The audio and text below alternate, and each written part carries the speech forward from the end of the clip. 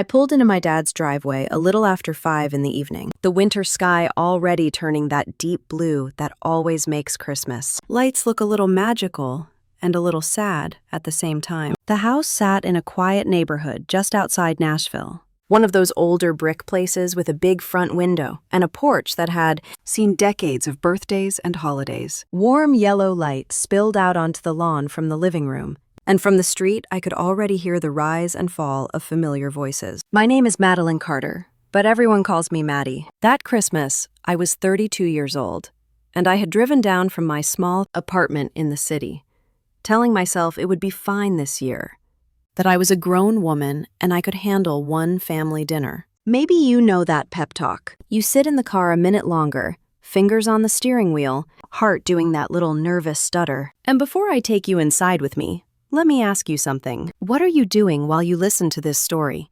I always love hearing that in the comments. For me, on the night everything finally broke open, I was standing in my dad's living room in the suburbs of Nashville, pretending I was not freezing on the inside while everyone else was warm. I stepped out into the cold and locked the car, my boots crunching on the thin frost that had settled over the grass. From inside, someone laughed loudly. That easy, carefree laugh that comes from people who know they are the center of attention. My shoulders tightened on instinct. I took a breath, climbed the steps, and let myself in without knocking, because even if it had not felt like it in a very long time, the smell hit me first. Ham baking in the oven, sweet potatoes, cinnamon, cheap cologne, and under all of it, the faint, sour hint of beer. The living room was packed. My dad, Harold, 67 and moving slower these days, but still trying to play the charming host, was right in the middle of it all, with a red sweater that was a size too tight, and a grin that did not quite reach his eyes. People were clapping him on the back. His gray hair was combed for once. He looked like the picture of a proud Southern dad at Christmas. Rebecca was standing near him, laughing with 2 of our cousins. At 41, she looked like a woman out of a holiday commercial. Her hair was done, her makeup was perfect, and she held a glass of wine like she had been born with it in her hand. Every time she spoke, heads tilted toward her. The golden daughter, the one who had always done everything right in their eyes, even when she did not. Dylan saw me first, my younger brother by a few years, 37, and still carrying himself like the smart aleck teenager who never grew up. He lounged on the arm of the couch with a beer in his hand, watching the room the way a cat watches a bird feeder. When he spotted me by the doorway, his mouth curled in that half smile that was not quite friendly and not quite a sneer. "Well, look who finally decided to show up," he called out, loud enough for everyone to hear, even without me quoting the exact words. The room turned, just a little. Some people waved. Rebecca lifted her glass at me and smiled the way you smile at a distant neighbor. My dad glanced over, eyes sliding across me the way you check if the mail has arrived, and then he turned back to whatever story he was telling. I hung up my coat on the old wooden hook in the hallway and stepped into the living room, doing what I always did, looking for a corner where I could exist without being in the way. There was a folding chair by the window, half hidden behind the tree. I made my way there, past the coffee table with the deviled eggs and cheese ball, past a cluster of kids sitting on the floor with new toys, past my aunt, who gave me a quick side hug and then went right back to asking Rebecca about her latest promotion at the school district. I sat down, smoothed my jeans, and folded my hands in my lap so no one would see they were shaking just a little. I watched my dad. He looked happy, relaxed in a way I rarely saw when it was just him and me on the phone, his voice short and flat as he asked if the money had gone through this month. Tonight he was all easy swagger, clinking bottles, patting shoulders, giving mini speeches about family and blessings. 4 years ago, I told myself quietly. 4 years of sending him $2,200 every month. 4 years of saying, I can skip the trip. I can buy the cheaper groceries. I can live in a place with thin walls and no parking because my dad's mortgage had to be paid. Over $105,600 by that Christmas. I ran the number in my head the way some people count sheep when they cannot sleep. It has become a rhythm in my life. Someone turned the music down and my dad raised his phone. He climbed up on the slight ledge by the fireplace so everyone could see him. better, and the room quieted. He announced that he wanted to record a little Christmas greeting, something cute for the family group chat. Of course, everyone cheered. Rebecca moved closer to him, tilting her face toward the camera, already finding her best angle. Dylan laughed and pushed a cousin into the frame. My dad held the phone up, arm extended. I could not see the screen from where I sat by the window, only the way his face changed when he looked into the camera. It became broader, a little more fake, but still charming enough to work on people who did not know him the way I did. He started talking, putting on that smooth Nashville drawl he used when he wanted something. People laughed at the right moments. He joked about the food, the weather, the Titans losing again. The phone moved a little, showing flashes of the table set in the dining room, the big ham in the middle, the plates waiting, the candles someone had carefully arranged. I was half listening, half somewhere else, floating in that numb space I had learned to use as armor after so many holidays where I felt invisible. My own phone buzzed in my pocket. Absent-mindedly, I pulled it out and glanced down, expecting some random notification or a spam email. It was a new message from my dad. For a second, I frowned. He was right there, within 10 yards of me, recording. Maybe he had sent the finished video to everyone and I was just one more name on the list. I swiped to open it. The sound that spilled out of my phone was slightly tinny, a second behind the real-time noise in the room, like an echo from another dimension. The camera angle in the video was different. It was not the cheerful wide shot of everyone waving.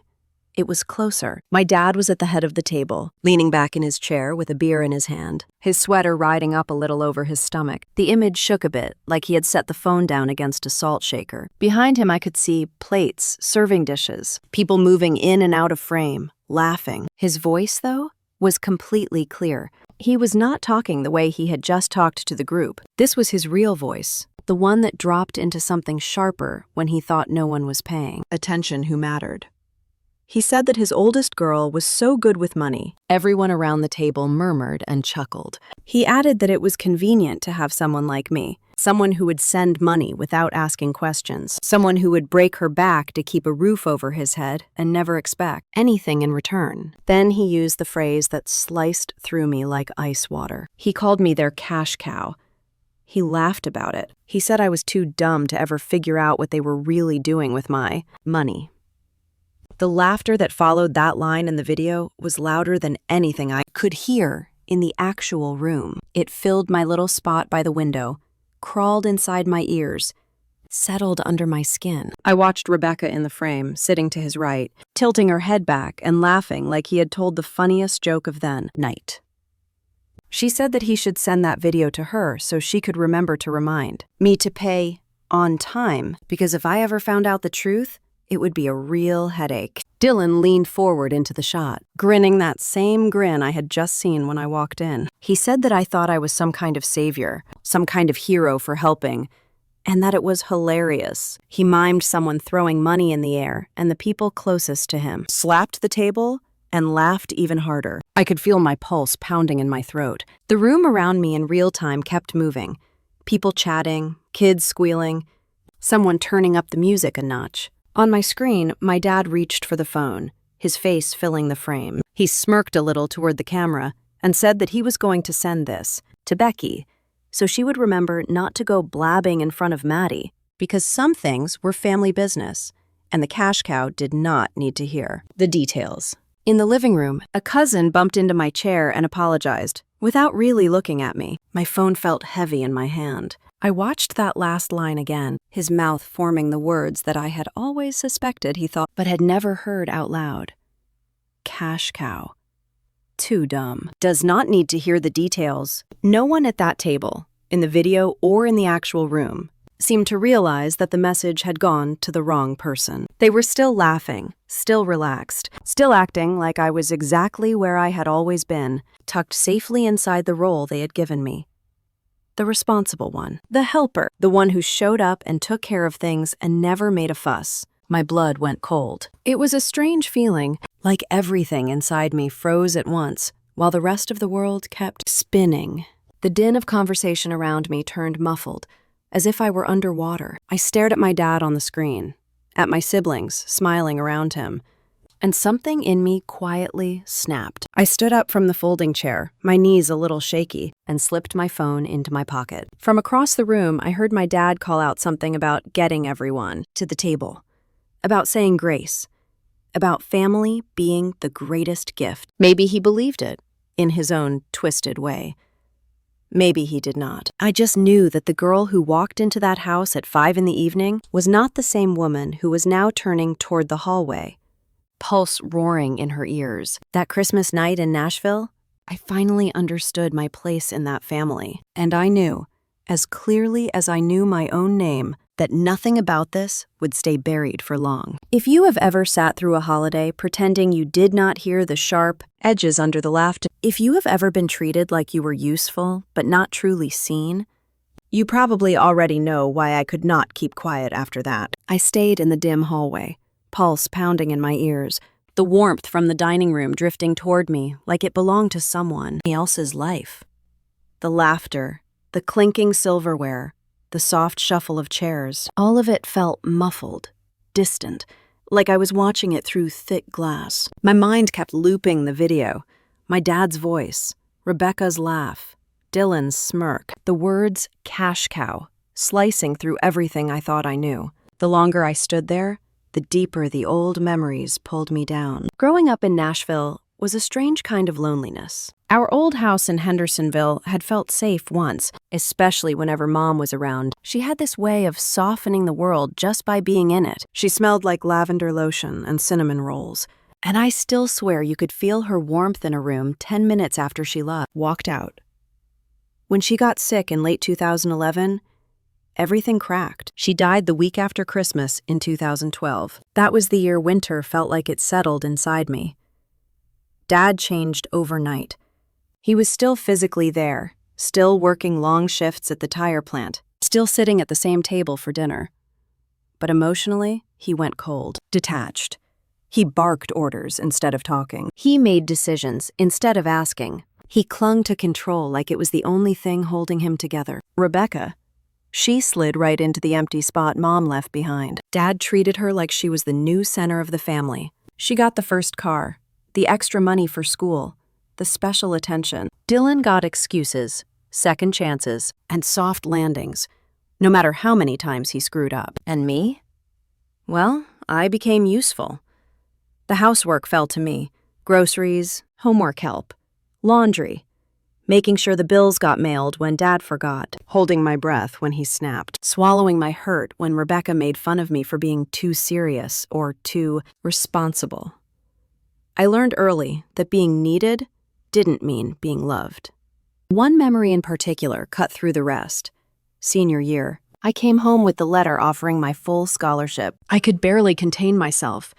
I handed it to Dad with shaking hands. He read it, nodded, and said something like, "Well, that is good. At least you will not be a burden." 2 days later, when Rebecca passed her driving test, he threw a backyard barbecue and gave her that dusty Chevy from the driveway, like it was gold.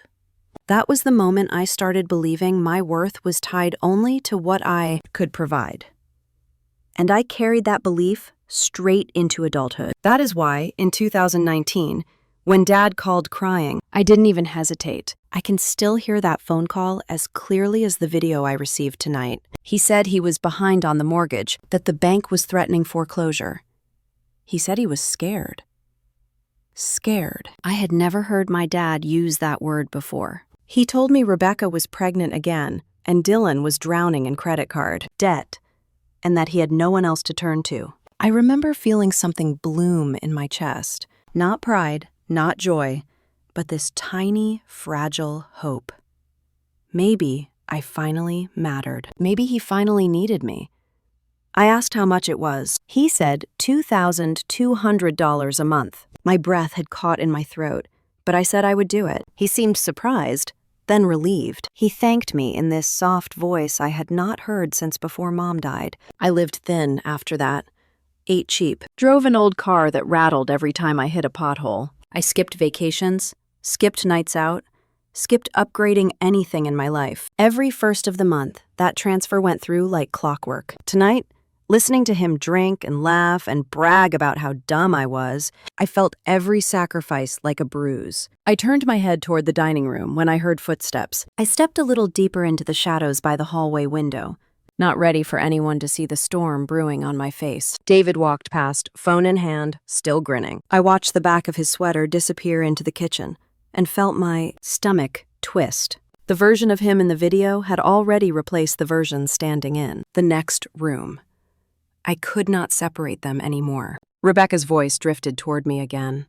Low, soft, scheming. She was standing with Marlene near the dining archway. The two of them were fixing the napkins, pretending to help, but really just talking. Rebecca said she could not wait for the next 6 months to pass. She said Dad had already calculated that the mortgage would be completely paid off by summer. She said he planned to keep me paying even after the house was free and clear. Then she laughed and said if Maddie keeps thinking she is helping, we can. Finally redo the kitchen. Maybe even fix that ugly deck. My breath caught. My fingers curled against the wall. 6 months. They were 6 months away from owning the house outright, which meant they had known for a while. And no one planned to tell me. Not even after I had sent more than $105,600 without a single late payment. I felt something in me settle. Not calm, not acceptance, clarity. I eased back farther into the hallway as Rebecca and Marlene moved toward the dining room. Their voices faded, but the words did not. It amazed me, in a horrifying way, how easily people will use the person who loves the hardest. Every laugh in that video, every whisper near the dining archway, cut through years of denial. I had wanted so desperately to believe my dad cared. I had wanted to believe I mattered, but I mattered only in the way a bank account matters. As I stood there, the smell of ham and cinnamon rolls drifting past me, I thought about all those years I spent picking up pieces after Mom died, all those nights I stayed home instead of going out because Dad said he needed help. All the times I put myself last so someone in my family would finally look at me with something other than indifference. The truth hit me all at once. They had never seen me. Not really. They had only seen what they could take. I pressed a hand against my stomach, steadying myself. I was not the girl who had walked through that front door 2 hours earlier. The delusion had cracked. The spell had broken. There was no going back. Behind me, someone called my name. I turned slightly, but whoever it was had already moved on, too wrapped up in the festivities to notice I was missing. I could hear Dad telling everyone to take their seats, could hear the scrape of chairs on the floor, could hear the same laughter that had wounded me in the video, but my heartbeat was louder. I stepped back down the hallway, toward the guest bathroom, pretending I needed a moment. In reality, I just needed space to breathe, to let the truth settle, to feel the full weight of what I had finally uncovered. As I reached for the doorknob, the sound of Rebecca's laughter carried down the hall again, bright and sweet as honey on the outside and rotten underneath. And I knew one thing with absolute certainty. This Christmas dinner was the last time they would ever laugh at my expense. Something inside me had shifted, slow and unstoppable, and they had no idea what was coming. I stayed in that hallway just long enough to feel my heartbeat slow from a hard thud to a tight ache. Then I straightened my shoulders,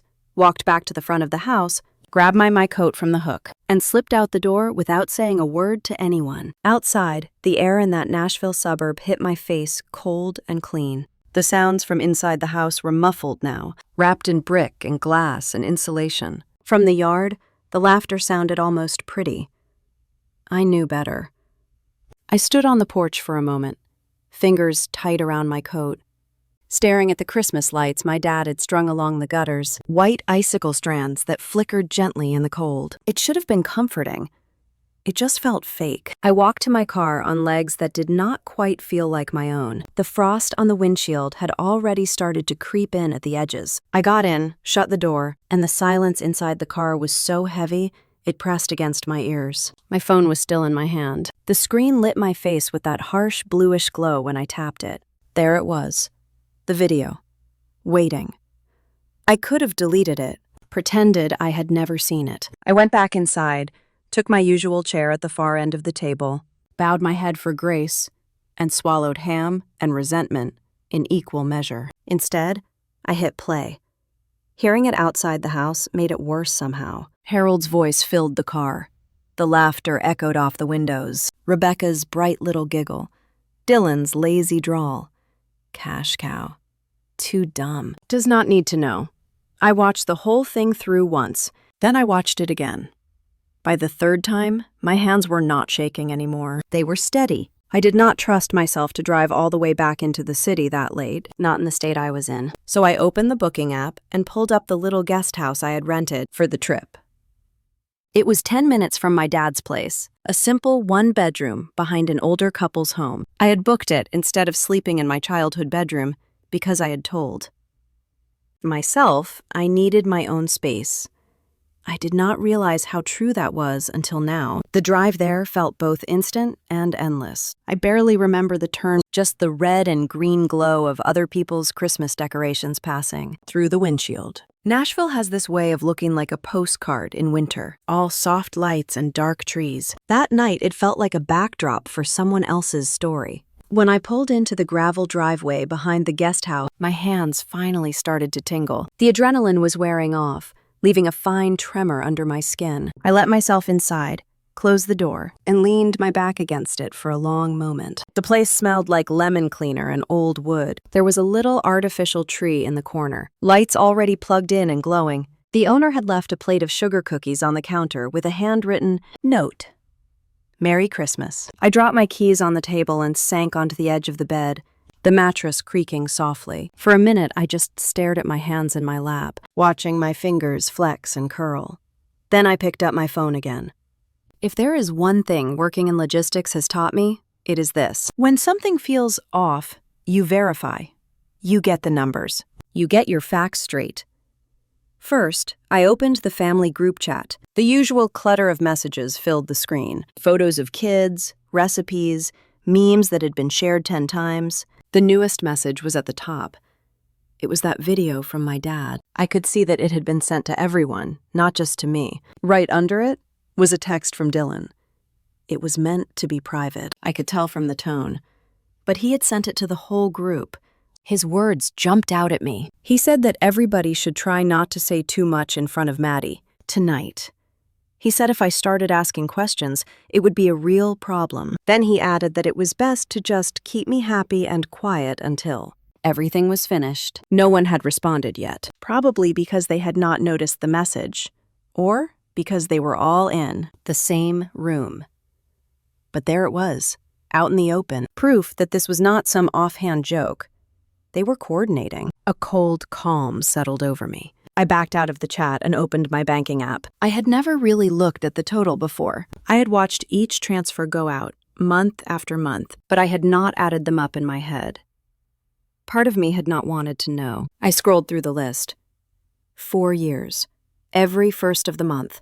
$2,200. I did the math slowly, forcing myself to see the number instead of letting my mind slide away from it. 4 years of payments. 12 months each year. That was 48 payments. At $2,200 each, that came to $105,600. I stared at the total until the numbers almost blurred. I thought about the extra shifts I had picked up. The weekends were spent answering emails for my job instead of going out. The vacations I had canceled. The chipped plates in my own kitchen. The way my heart had lifted every time my dad sent a short text saying the money really helped. All of that, and he had called me a cash cow. I set the phone down for a second and pressed the heels of my hands into my eyes until I saw little sparks of light. My head felt too full, like there was no room for another thought. But one thought pushed its way through anyway. If he was 6 months away from paying off the house, how much did he actually owe when he had called me the first time? I picked the phone up again and scrolled through my emails until I found the old thread from 2019.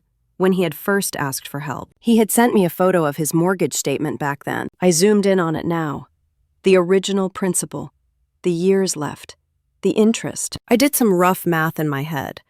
It was possible that my payments, plus his Social Security and any odd jobs he had done, had brought the balance down that far.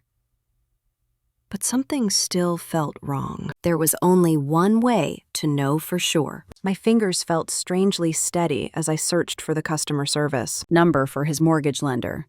I found it in the old statement and dialed. It rang for a while, then a recorded voice picked up and routed me through a series of menus. I entered his loan number from the photo. When a human finally answered, a woman with a tired yet polite voice. I introduced myself as his daughter. I told her I had been helping with payments and wanted to confirm the remaining term.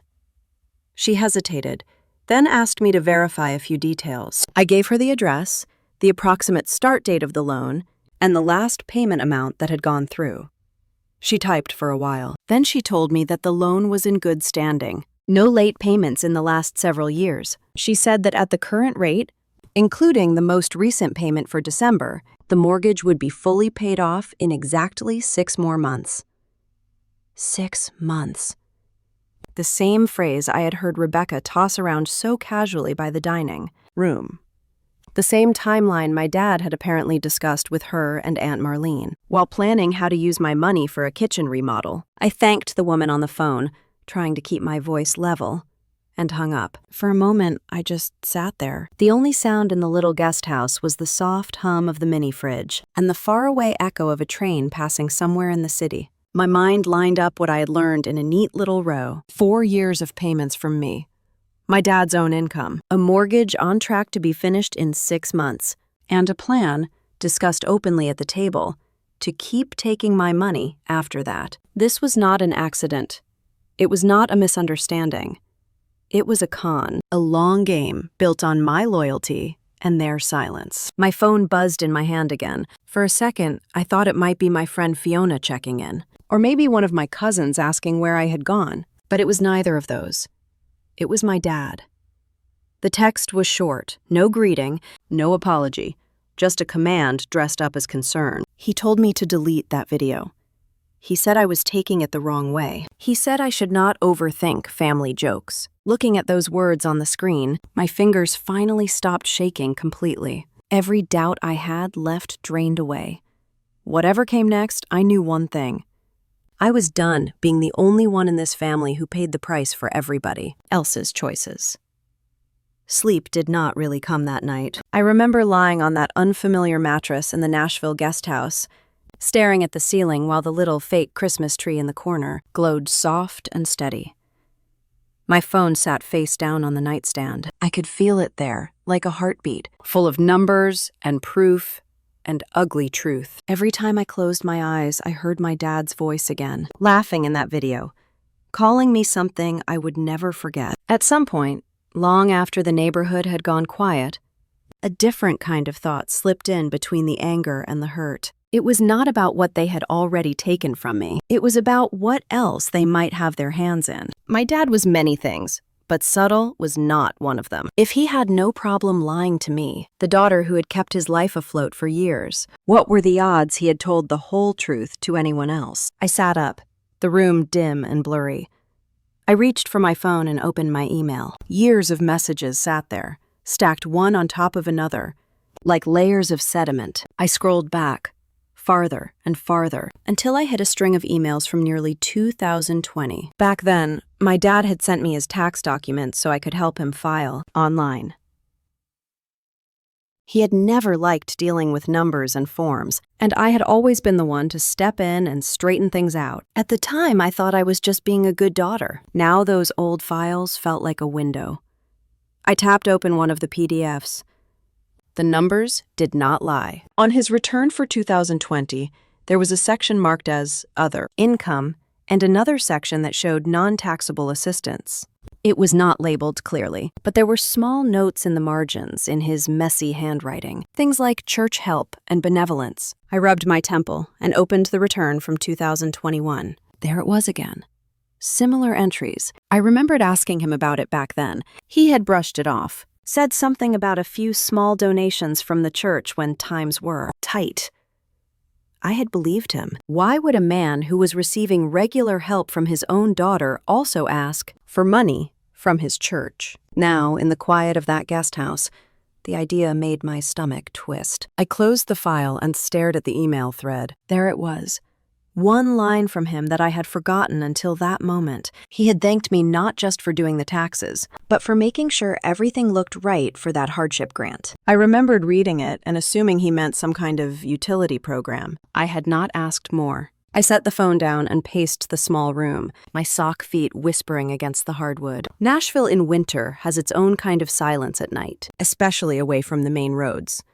You can almost hear the city breathing. I thought about the church I had grown up in, Grace Point, the white building with the red brick foundation just off the main road. I thought about the potlucks, the Christmas play, the way people had brought casseroles when my mom died. Those people were not rich. They were teachers and mechanics, nurses and retirees, people who dug into their own pockets when someone in the congregation was in trouble. If my dad had taken from them while I was breaking my back to keep his house, I needed to know. By morning, my decision had settled in like a stone. I showered, pulled on clean jeans and a sweater, tied my hair back, and got in my car. The sky was gray and low, clouds hanging heavy over Nashville. The streets were mostly empty. Christmas morning had passed, and it was that quiet lull when people stayed, inside in pajamas, eating leftovers and watching movies. Grace Point sat at the corner of a wide intersection lined with bare trees. The building looked smaller than I remembered from childhood. I parked near the bath under a tree that had already dropped most of its leaves. Raindrops started to spit on the windshield, light and hesitant. I sat there for a second, engine off, hands on the steering wheel, feeling like a kid again. I had not been a regular at that church in years. Life in Knoxville kept me busy. If I was honest, putting 3 hours between me and this building had been a relief. Still, I got out and walked up the steps to the glass doors. Inside, the lobby was lit but quiet. A tree with white lights stood near the entrance. Someone had arranged poinsettias along the wall. I could hear faint sounds from down the hallway, maybe someone in an office. As I walked in, I smelled that familiar mix of coffee, cleaning products, and old hymnals. A woman from the front office appeared from behind a desk, her expression friendly but curious. I gave her my name and told her I had grown up there, that my dad was Harold Carter, and that I was hoping to speak with Pastor Collins if he had a moment. Her eyes softened when she recognized the name. She said she would check if he was free. I waited in a chair by the wall, staring at the old bulletin board covered in flyers. Food drives, support groups, announcements about the senior ministry, all the ways people here tried to take care of each other. After a few minutes, Pastor Collins came out of the hallway, carrying a folder. He looked older than I remembered, more lines around his eyes, but his voice was the same gentle baritone I had heard my whole childhood. He shook my hand and asked how I had been. I gave him the short version. I work in Knoxville, still single, still trying to keep my head above water like everybody else. He invited me into his small office. Bookshelves lined the walls. A framed photo of a church retreat hung behind his desk. He sat down and folded his hands, giving me his full attention in that way good pastors do. I told him I had some questions about my dad, about financial assistance he might have received in recent years. I did not go into detail about the video or the mortgage yet. I simply said that I had been helping with some of my dad's bills and had noticed entries on his tax returns that looked like church aid. For a moment, Pastor Collins just looked at me, not suspicious, not defensive, just measuring. Then he opened his folder and flipped through a few pages. He said yes, the church did have a hardship fund for seniors. Yes, my dad had applied a few years back. Yes, he had received support. I asked how long that had gone on. I made myself keep my tone even, like I was asking about the weather. Inside, my heart was pounding. He told me that from 2020 through 2023, the church had given my dad a total of $53,000. He said it in that calm pastoral voice, but the number hit me like a physical blow. $53,000. During the same time, I had been wiring him $2,200 every single month. I did the math in my head without meaning to. 4 years of my payments, plus that amount from the church, plus his Social Security. There was no universe where he should have been on the edge of losing his house all that time. No justification for the panic he had used to pull me in. All at once, the room felt smaller. The air is thicker. I swallowed hard and asked if he was sure about those numbers. He nodded and turned the papers toward me so I could see. It was my dad's name. The dates, the amounts, all neat and official. My hands felt cold, even though the office was warm. I asked if the church knew that he had a daughter who was also helping him. I asked if he had mentioned me in his applications. Pastor Collins's mouth tightened just a little. He said that my dad had told them he was alone, that he had very limited family support, that his children were struggling financially and could not help. He said the committee had voted to approve his request because they did not want a longtime member to lose his home. There was a beat of silence where I could hear nothing but the faint buzz of the overhead light. He went on and said that a few people had privately wondered how my dad managed his bills when they saw him eating out often or talking about new fishing gear. He said there had been a handful of quiet concerns, but no one had any proof that he was misrepresenting his situation, and the church had chosen to err on the side of grace. We suspected something was not entirely right, he said, but we did not have evidence. We trusted what he told us. Something in his eyes told me he was watching my reaction closely now. I realized my hands were clenched together so tightly my knuckles were white. I forced them to relax. In that moment, sitting in the church that had helped raise me, I understood the full scope of what my dad had done. He had not just used me, he had used them too. He had taken from people who brought crock pots to funeral receptions and packed food boxes for the holidays. People who lived on fixed incomes and still reached into their pockets when someone was in trouble. He had stood in front of them, probably with that same wounded tone he had used on the phone with me, and told them he had no one. I thanked Pastor Collins for being honest with me. I told him I needed some time to process everything. He said that if I ever wanted to talk more, his door was open. As I left his office, I could feel his gaze on my back, heavy with worry. Outside, the rain had picked up. It was not a dramatic storm, just that steady Tennessee drizzle that seeps into your clothes if you stay out too long. I walked down the steps of the church without hurrying, letting the drops collect in my hair and on my cheeks. The sky was a flat, dull gray. The parking lot was slick and empty, except for my car and one other. By the time I slid into the driver's seat, my sweater was damp and my jeans clung to my knees. I just sat there, listening to the soft patter of rain on the windshield, feeling he had taken the church's money. He had taken our grief after my mom died and turned it into leverage. I did not know yet what I was going to do about it, but I knew. My phone buzzed on the passenger seat. I picked it up, expecting another useless promotional email. Instead, I saw a message from a number I recognized but had not seen in a while. It was from Martha, the elderly neighbor who had lived next door to my parents for as long as I could remember. She said she had heard I was in town. She said there was something I needed to know about my mom and my dad. I parked in front of Martha's small brick house a little after noon, the rain easing into a mist that clung to the windshield like a breath on a mirror. Her house sat just 2 doors down from my dad's place, a pale yellow ranch with a porch swing that had not moved in years. I remembered sitting on that swing when I was a kid, my legs too short to reach the ground, listening to her stories about Nashville, back when the orchards still stood, where the shopping centers sit now. She opened the front door before I even knocked. Her white hair was pinned up the way it always had been, and she wore a soft gray sweater that hung a little too big on her thin shoulders. She hugged me tightly, the kind of hug that makes you feel seen in a way words cannot. We sat at her kitchen table with 2 mugs of weak tea. The house smelled like biscuits and old wood. For a moment, she just looked at me, her eyes gentle and tired. She said that she had wanted to talk to me for a long time, but did not know if it was her place. Then she told me about the years before my mom died, the years I had tried so hard to forget. Martha said she remembered nights when my mom would come to her porch with red eyes, saying she needed a little air. She would sit in the swing and rock slowly while Martha fetched tissues. She said my dad had a temper then, not the sharp, quiet control he used on me, but something louder, more brutal. She said she had heard shouting through the walls too many times to count. Once, in 2011, Martha had called the police because the noise sounded wrong, like something breaking.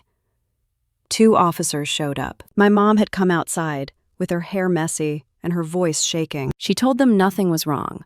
She said she had tripped on a step. The officers asked if she was sure. She nodded until they left. I sat very still while Martha talked. My throat felt tight, as if someone had tied a string around it. I had always known my mom carried sadness, the kind that sits behind the eyes, like a shadow. But I had never let myself imagine the shape of it. I had never let myself see that her exhaustion did not come from illness alone. Martin placed her hand on mine and said softly that my mom had tried so hard to keep the peace.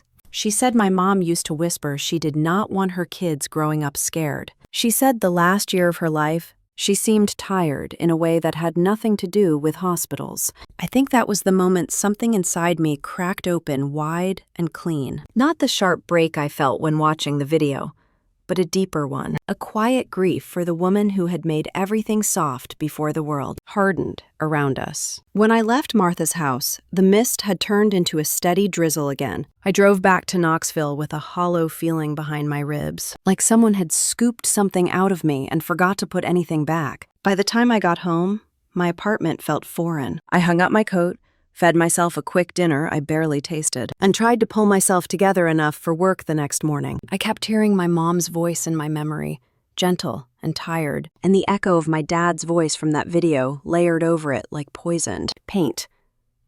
I tried to sleep. I couldn't. The next day at work in the logistics office, the building hummed with its usual Monday rhythm.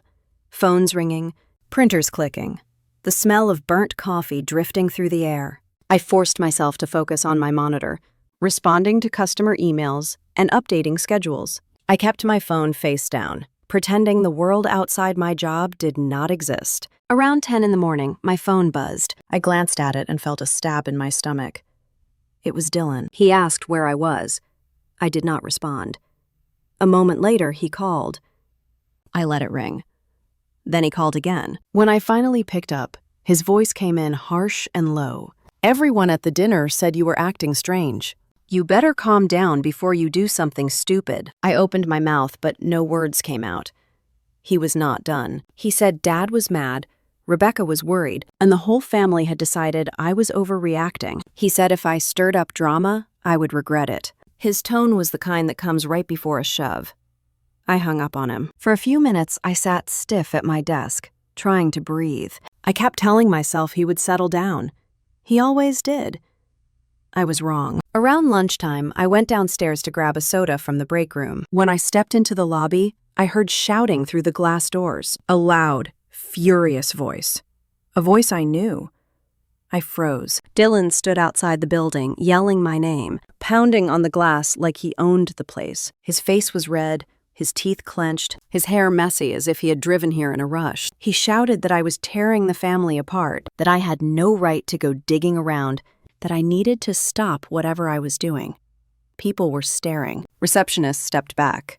A delivery driver halted mid-step. Before I could react, HR manager Linda hurried toward him with 2 security guards. She was a calm woman in her 50s, with a way of speaking that usually soothed people.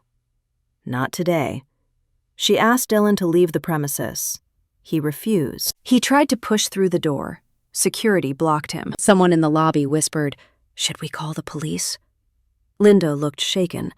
She told me to stay behind the desk. Security pushed Dylan back again, and after a tense minute, he finally staggered toward the parking lot, shouting that he was not done with this. The moment he drove away, my legs gave out for a second. I sank onto the chair by the wall, my breath shaky and tight. People were still staring.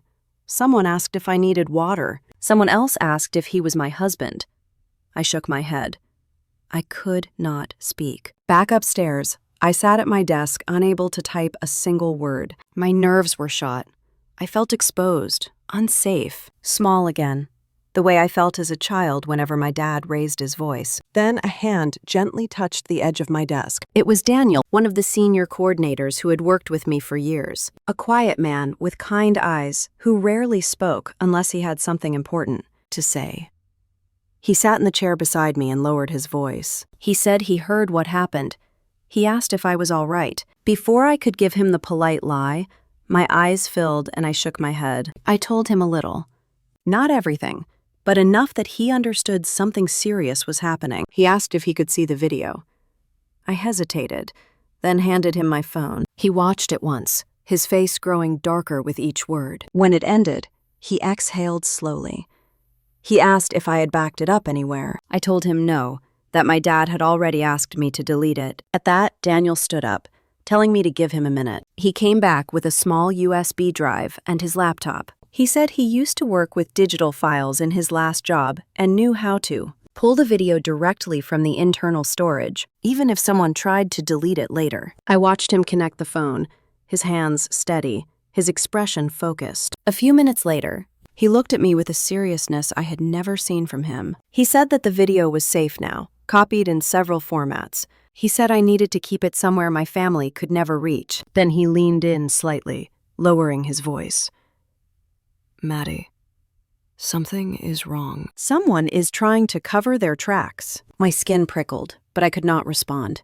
I could barely breathe. He closed his laptop and placed the USB drive in my hand. He said quietly that he did not think I was safe. And that is when I knew the truth was bigger than I imagined. Daniel said he did not think I was safe, and the way he said it settled deep in my bones. The rest of that workday passed in a blur. I answered emails on autopilot, double-checked shipping schedules 3 times because my mind kept slipping. Back to Nashville. Back to that church office. Back to my dad's voice in that video. By the time I drove home to my small apartment in Knoxville, I felt wrung out and brittle, like one sharp word would make me crack. I heated a can of soup, stared at it until it went cold, then poured it down the sink.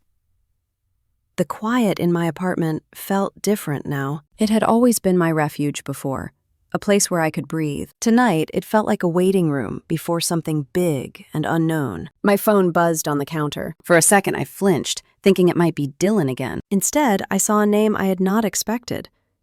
Emily, my cousin, Marlene's girl, the one who, as a kid, always seemed to shrink into herself whenever my dad was around. The one I had seen at holidays, hovering near the edges, eyes flicking toward him with something that had never looked like love. Her message was short.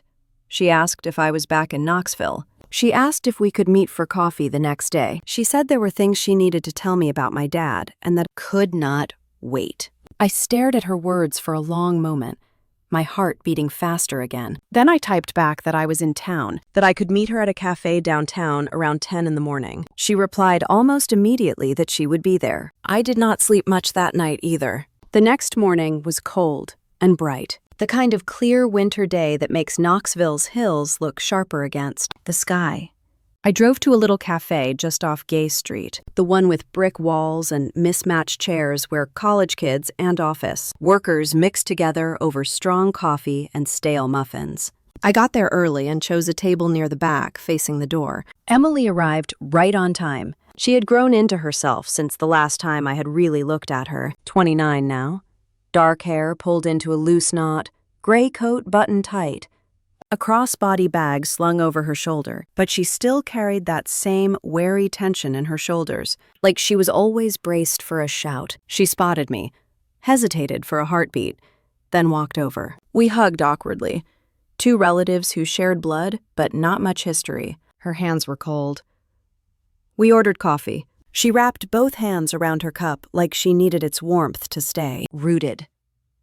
For a moment, neither of us spoke. The noise of the cafe swelled and shrank around us, clinking silverware and low chatter blending into a kind of cover. Finally, she lifted her eyes to mine. There was fear in them, but also a kind of tired determination. She said she was sorry she had not reached out sooner. She said she had seen some of the messages flying through the family group, chat after Christmas, that she had heard pieces of what had happened with the video, and that when she read the words about me being the family cash cow, something inside her snapped.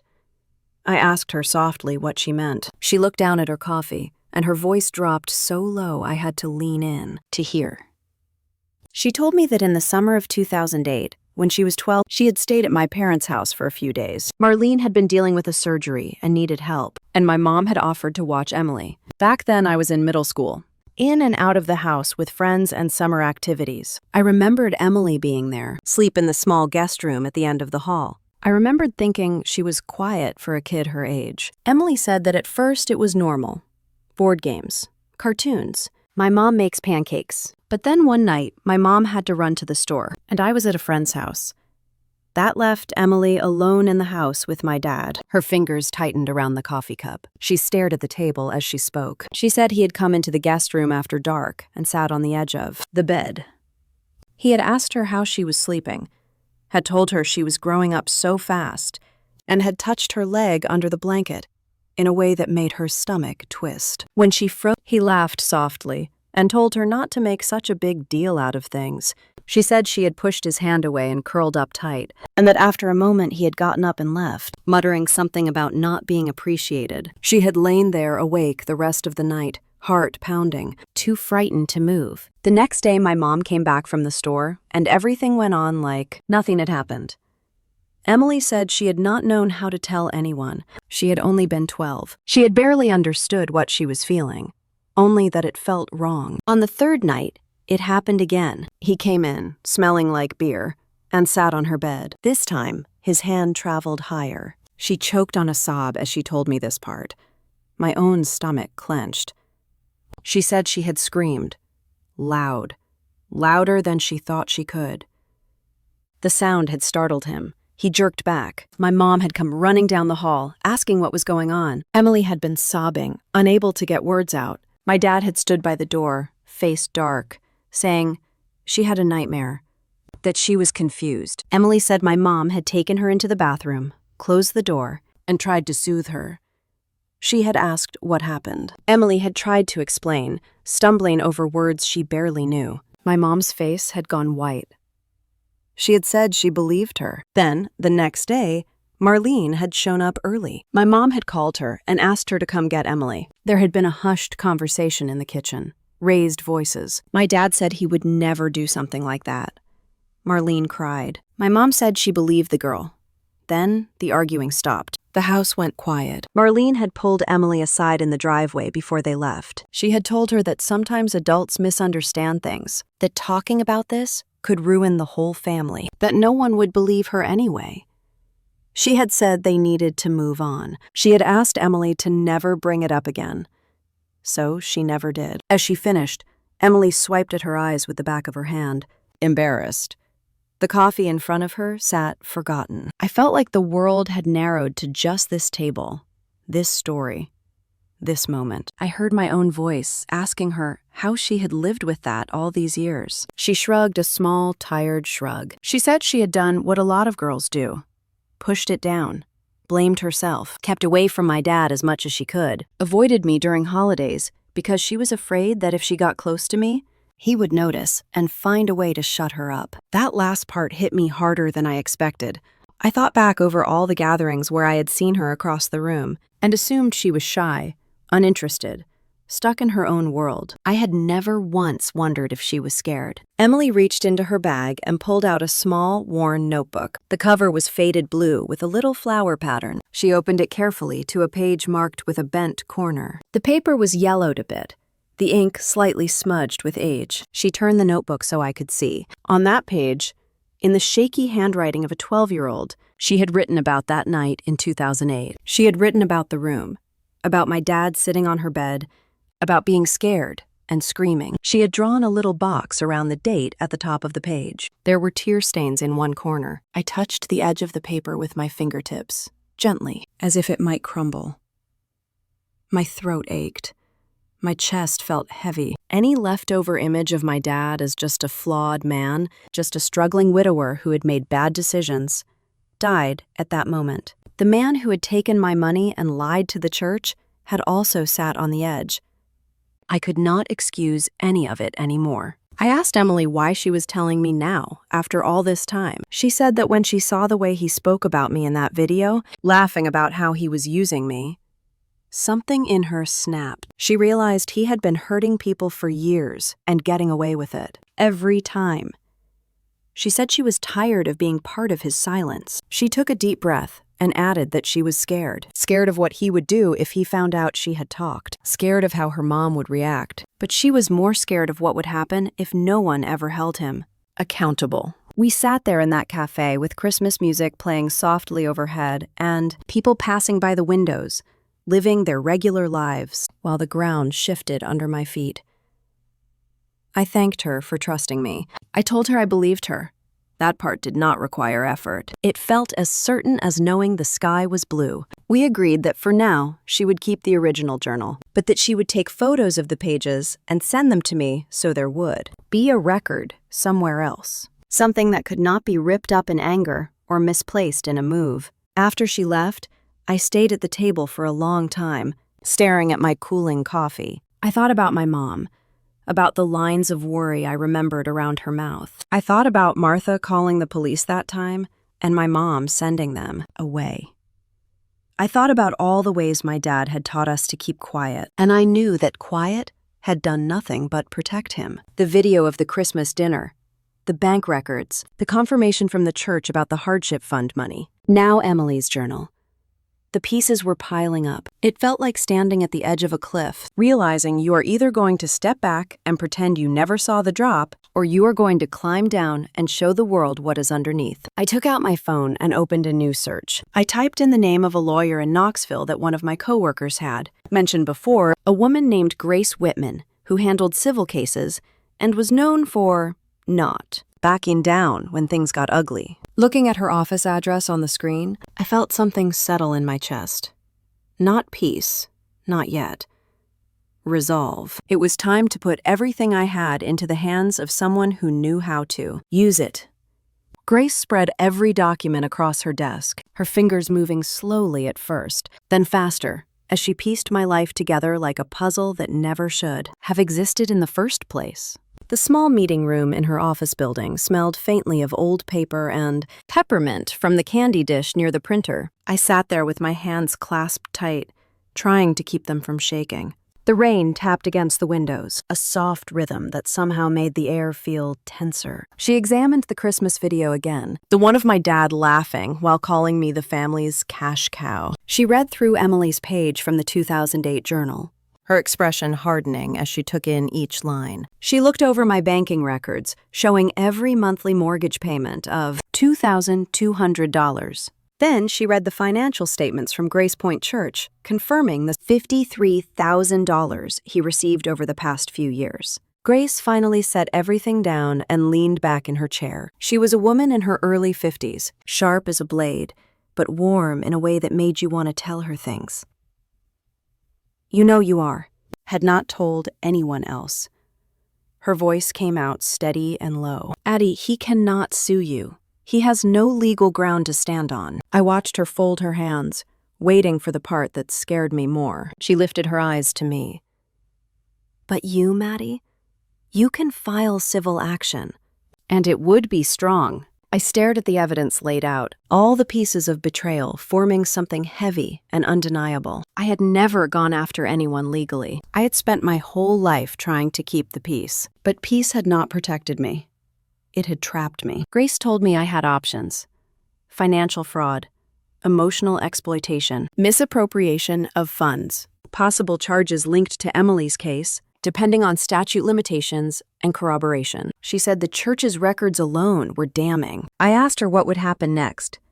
She explained that Grace Point already had internal meetings underway because of what I had turned in. She said churches take misuse of hardship funds very seriously, especially in Tennessee, where community reputation carried weight. Right on cue, my phone buzzed on the table. It was an email notification from Pastor Collins. I opened it while Grace watched. The church had officially convened their board. The message said they had reviewed all evidence and found substantial cause to demand repayment of the full $53,000. They were also filing a formal complaint at the King County precinct. My heart thudded in my chest like someone knocking from the inside. Grace nodded as if she expected this. She said it would move fast because the church did not want bad press. They wanted to appear swift and fair and resolute. She told me this was good for my case.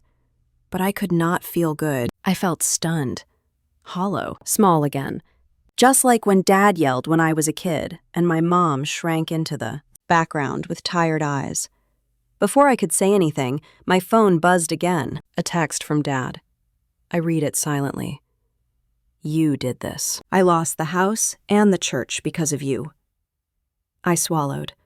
Another came. "You are nothing but trouble. Everything falling apart is on you." Grace read my face and asked if I wanted to show her. I handed her the phone. She shook her head slowly. "This is manipulation, Maddie. Do not let it take root." But the words had already curled under my skin like cold fingers. Then another message arrived.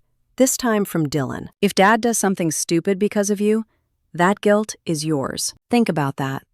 I set the phone down as if it had burned me. My pulse climbed too fast to control. Grace told me not to respond and to forward everything to her so she could. Keep it documented. She stood and placed a hand gently on my shoulder, steadying me. She said Dad and Dylan were lashing out because they were losing control. She said people like them only know how to fight dirty when they feel cornered. I nodded, but the fear lingered like smoke. Grace gathered everything into a folder and said she would begin drafting the paperwork to protect me if they escalated. Then she walked me through safety steps, who to contact if Dylan showed up again, and what to do if Dad tried anything unpredictable. I stepped out of her office after an hour, unsteady but determined. The hallway smelled like fresh coffee and printer ink. My head felt too full, buzzing with every piece of the truth I wished I did not know. When I reached the parking lot, the clouds had thickened into a low, gray ceiling stretching over Nashville. I leaned against my car for a moment, staring at the ripples gathering in small puddles on the pavement. I told myself to breathe. I drove back toward the guest house where I had been staying. The road wound through old neighborhood, past tall oak trees still dripping from the morning rain. For a moment, I tried to convince myself that things could calm down,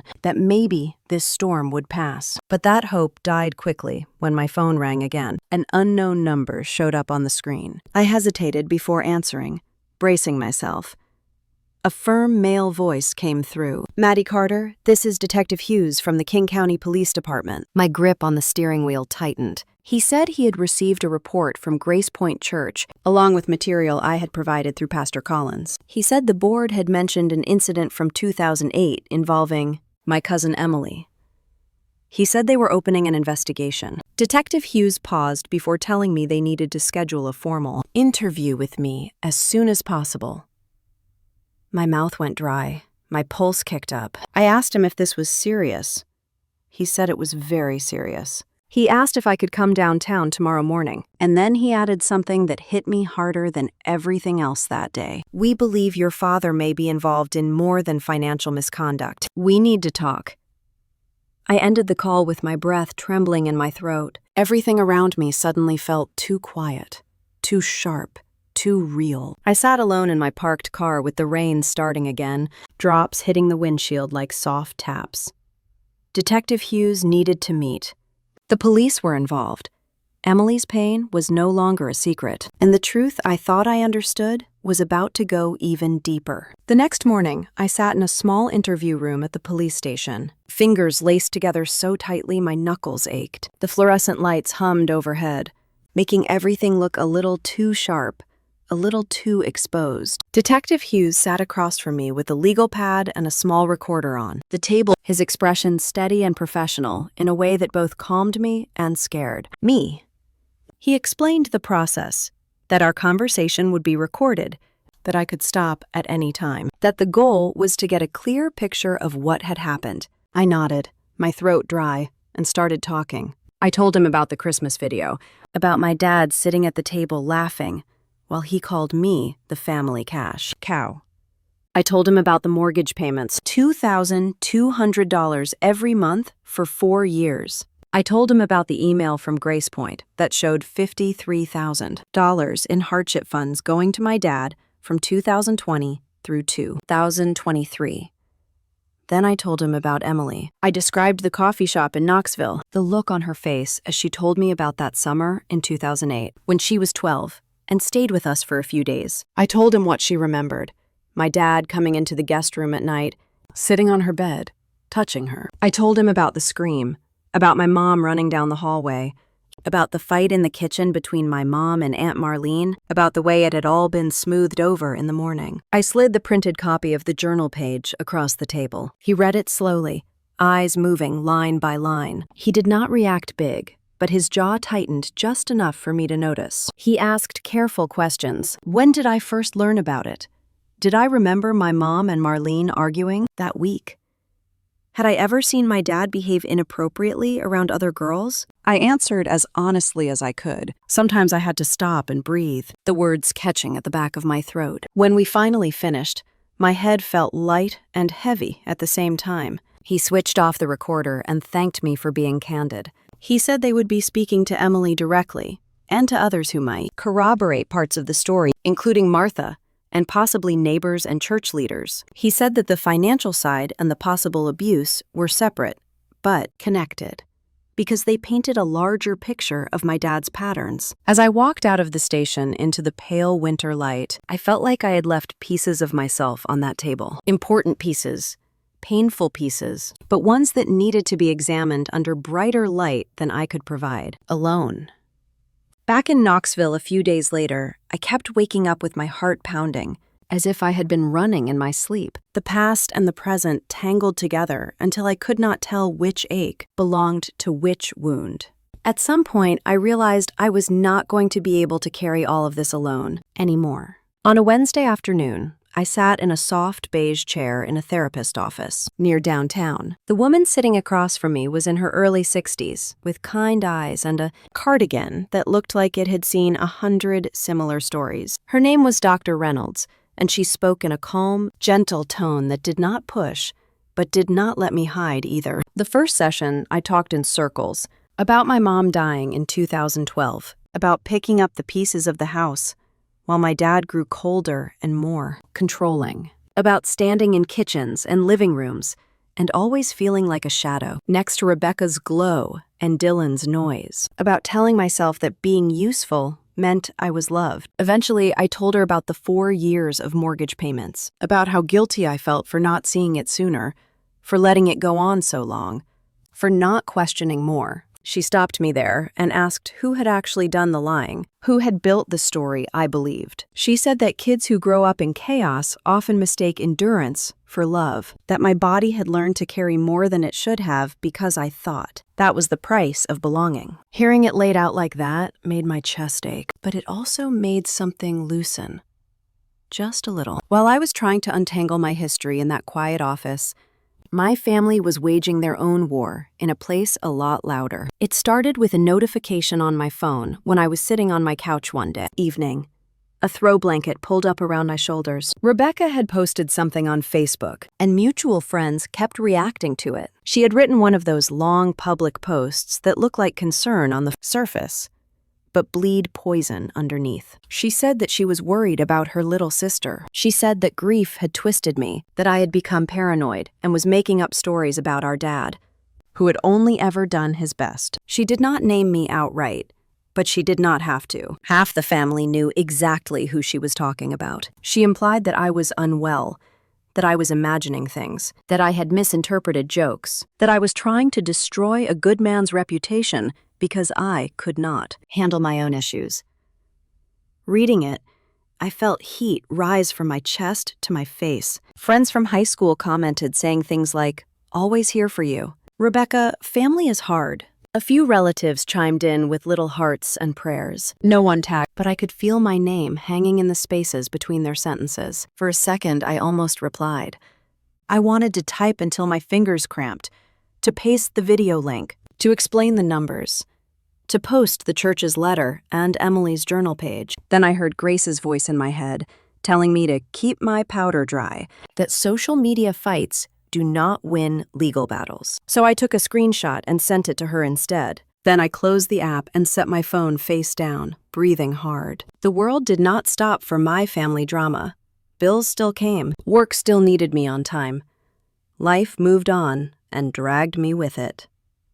A week later, I got a certified letter from Grace Point Church. My hands shook a little as I opened it at my kitchen counter. The afternoon light slanting across the laminate. The letter was formal and spare, full of careful phrases and firm deadlines. The church board had concluded their internal investigation. They had determined that my dad had received $53,000 in CAMAS, hardship funds, under false pretenses. They were giving him 60 days to begin repayment and agree to a structured plan for the full amount. If he failed to respond or cooperate, they would recommend that the matter be turned over fully to the district attorney. I imagined him reading that letter at his kitchen table in Nashville, the same table where he had laughed over that Christmas video. I wondered if he still thought it was funny. Then, as if the universe wanted to underline the point, another envelope arrived 2 days later, this time from the bank that held his mortgage. Foreclosure proceedings would begin in 30 days if the loan did not remain in good standing. It was standard language, the kind that gets sent to thousands of people every year. But to me, it felt like a countdown clock, starting somewhere I could not see. I called Grace and told her. She said quietly that this was the natural consequence of years of avoidance and deception. She reminded me that my stepping back from the payments had not created the problem. It had only revealed it. That night, I sat alone at my small kitchen table, the only light in the apartment coming from the soft yellow lamp in the corner. The 2 letters lay in front of me, one from Grace Point, demanding full repayment of the $53,000, and one from the bank, stating foreclosure would officially begin in 30 days. I stared at them for a long time, as if the paper might eventually explain how everything had spiraled this far. But no matter how long I looked, the truth stayed simple and cold. I had stepped back, and the moment I stopped carrying the weight for him, the structure he built on, lies, collapsed on its own. Now everyone could see what I had been holding up. I folded both letters carefully and slipped them into a drawer. A chill went through me. Not the kind that touches your skin, but the deeper kind that settles in your chest when something you believed in breaks for good. I leaned back in the chair and closed my eyes, taking a long breath, trying to keep myself from sinking into old patterns of guilt I was slowly learning did not belong to me. Outside my window, Knoxville eased into the night. A few cars rolled by on the street below, their headlights drifting across my walls. And in that quiet stillness, a single realization settled over me with surprising clarity. The truth was out now. It could not be hidden anymore. I stood, turned off the light, and let the apartment fall into darkness, knowing the next few days would bring even more than I had prepared for. I stared at my dad's email for a long time, the words pulling at an old part of me I thought I had outgrown. For years, he had trained me to feel responsible for the roof over his head, the bills on his table, the peace in his house. But now, reading the way he begged as if I was still that girl scrambling to earn his affection, I felt something shift inside me. I understood, finally, that my silence had never protected anyone. It had only made more room for him to hurt people. So I opened a new message window on my laptop. The glow of the screen lit up my apartment in a cold blue, the only light in the room. My hands trembled a little, but they were steady enough to click through every folder Grace had helped me organize.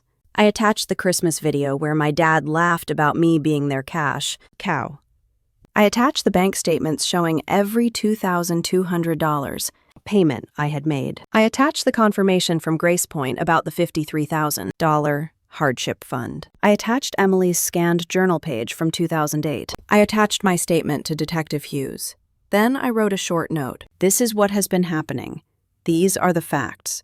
I am tired of protecting someone who never protected any of us. I typed every email address of every aunt, uncle, cousin, and second cousin I could find. Family from Nashville, Knoxville, Memphis, Atlanta, relative I had not seen since Mom's funeral. People who used to send Christmas cards, people who had slowly pulled away as the years went on. I hovered over the send button once, took a breath, and clicked. The email whooshed out of my inbox, and for a moment I sat there frozen, waiting for the world to tilt.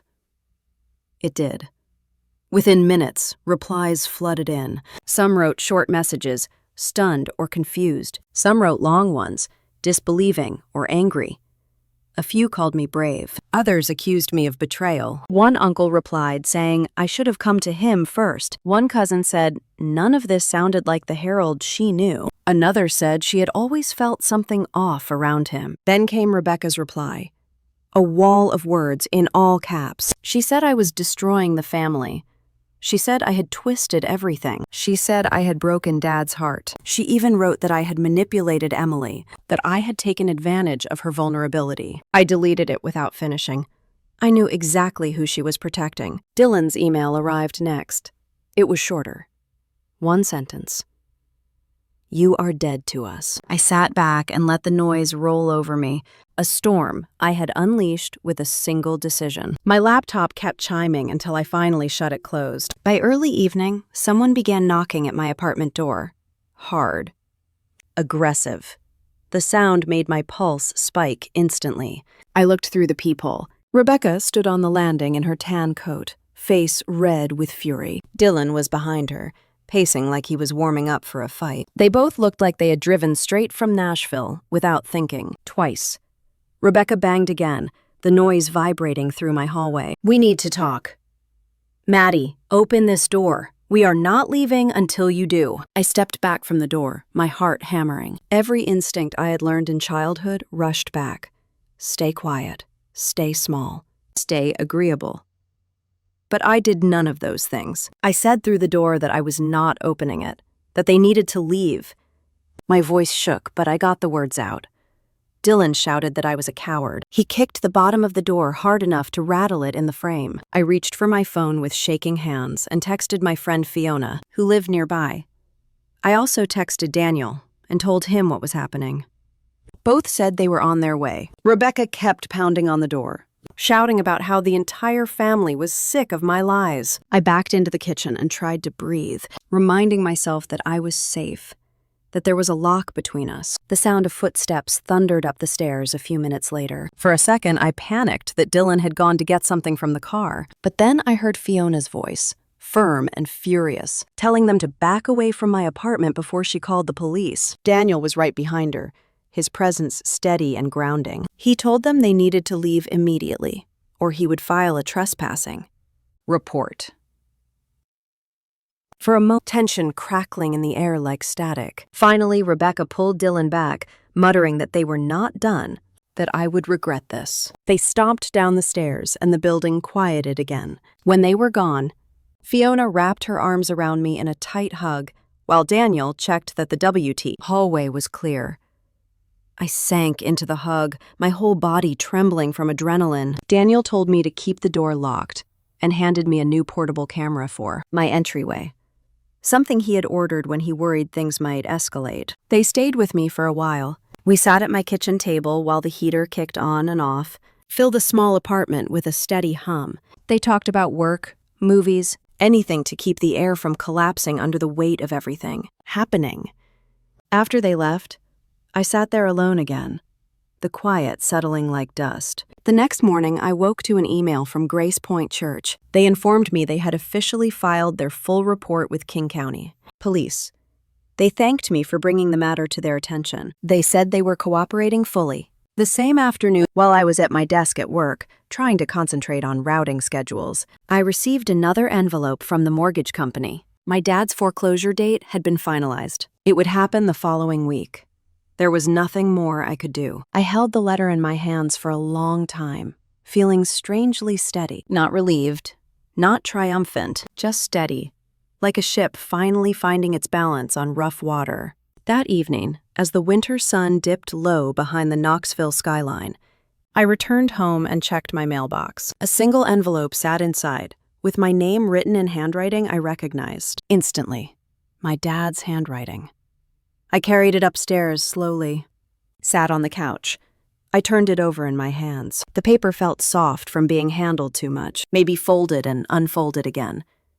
Inside was a letter. He had written pages, his words slanted and uneven. He wrote that he knew he had made mistakes, that he was ashamed, that he felt cornered, that he did not know how things had gotten so bad. He wrote that he was losing the house, losing the church, losing the family. He wrote that I was his daughter, and that he was begging me to save him. At the bottom, he wrote he was sorry, but the way he phrased it felt less like an apology and more like a plea for rescue.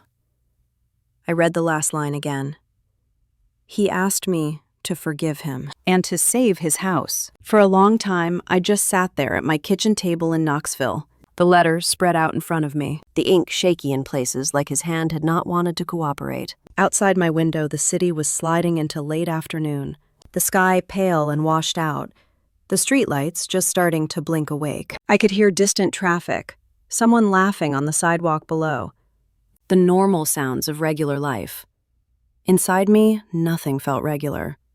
I took the letter to my next therapy session and read parts of it aloud to Dr. Reynolds. My voice wobbled on the lines where he said he was ashamed and scared, then turned sharp when he hinted that I was the only one who could fix this. She listened quietly and then asked me a simple question. What do you owe him now? I sat with that for a while. It was Grace who suggested meeting him one last time, somewhere public, somewhere neutral. Same that was not the house or the church or my apartment. She said I might need to hear myself say certain things out loud. She said closure did not come in a neat package, but sometimes a clear final conversation helped. So a few days before the foreclosure date, I texted my dad. I told him I could talk in person for a short time. I gave him the address of a big chain grocery store off the highway near Hendersonville. I picked it because the parking lot was always full and the cameras were always on. The drive from Knoxville to Nashville that day felt different from every other trip I had made on that road. No holiday, no birthday, no family event waiting at the end. Just a meeting I both dreaded and needed. When I pulled into the parking lot, the winter sun hung low but bright, reflecting off windshields and turning everything into hard little flashes of light. I spotted him near the far edge of the lot, leaning against his aging sedan. He looked smaller, somehow, his shoulders slumped, his hair gray in a way I had never really noticed, his face drawn and tired. For a second, my heart did what it always did, that old reflex of wanting to run up and fix everything. Then I reminded myself why we were here. I parked a few spaces away and walked over. The gravel crunched under my boots. He watched me approach, his eyes searching my face like he was trying to find the daughter he used to. No. He said he was glad I came. His voice shook on the last word. Up close, I could see dark circles under his eyes, see the way his hands trembled around the pack of cigarettes he was trying not to light.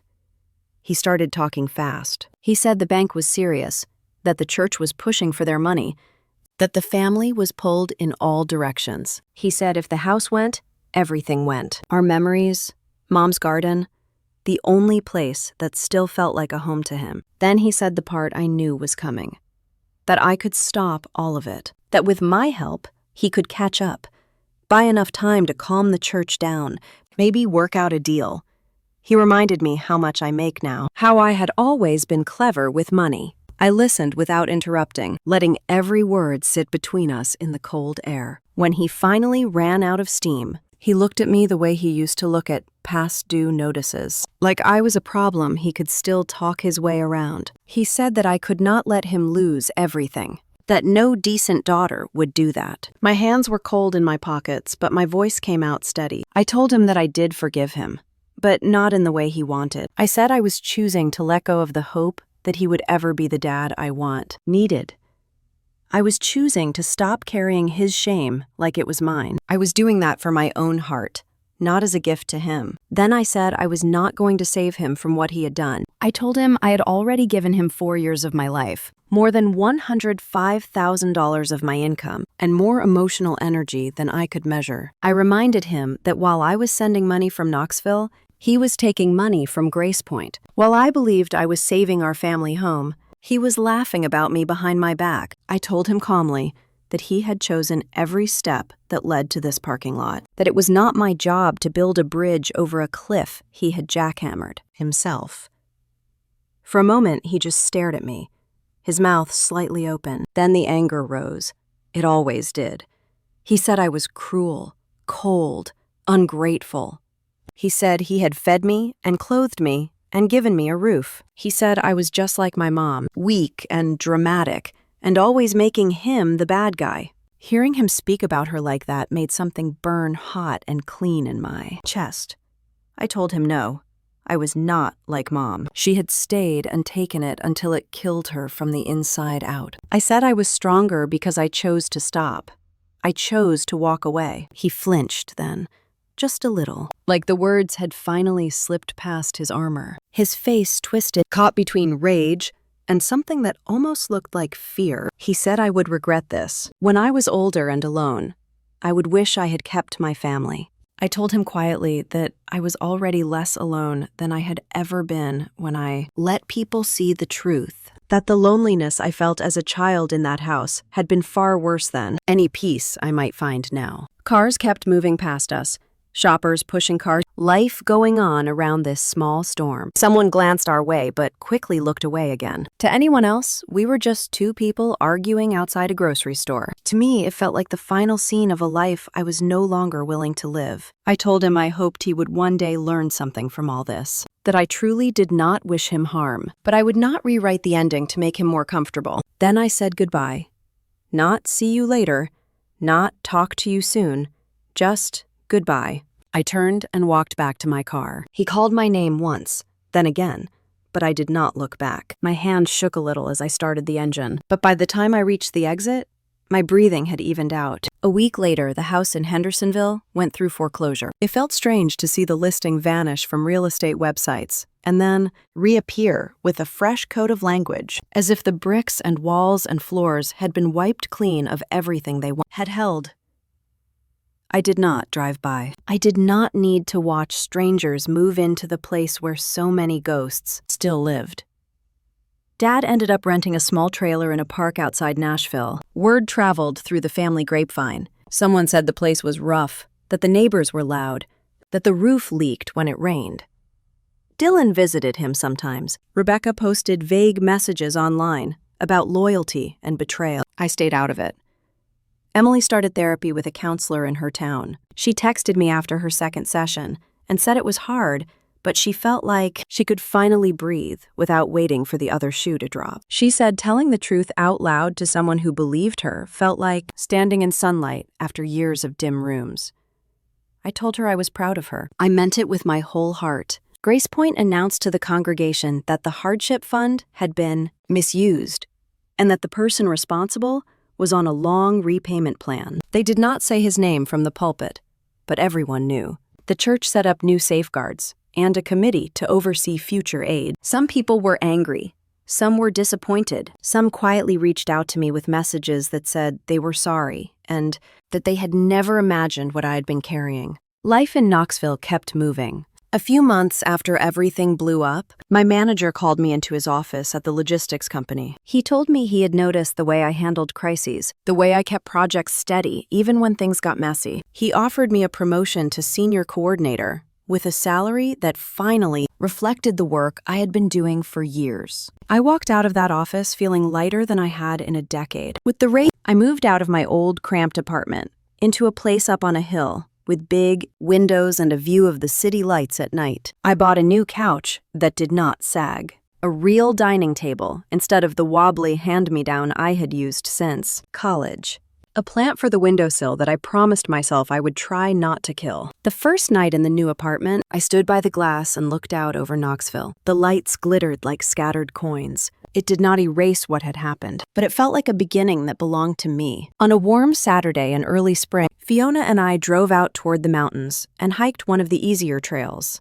The air smelled like damp earth and pine, and the sound. We walked for a while in comfortable silence, our boots scuffing against rocks and roots. Eventually, she asked me if I ever thought about going back, not to the house, but to the family in some way. I thought about the way she must have felt trapped between love and fear. I thought about younger me, trying to earn smiles that never came. I thought about Emily, about the church, about the police reports, and the letters, and the parking lot. I told Fiona that I did think about them, sometimes more than I wanted to. But I did not want to go back to the way things were. I had learned that walking away was not abandonment. Sometimes it was survival. Up on the out below, I realized I no longer felt like the girl waiting in the hallway for someone to choose her. I felt like a woman who had chosen herself. I know some people hear a story like mine and think it is too harsh. They say blood is thicker. They say you only get one dad. They ask why I could not just keep paying until things calmed down.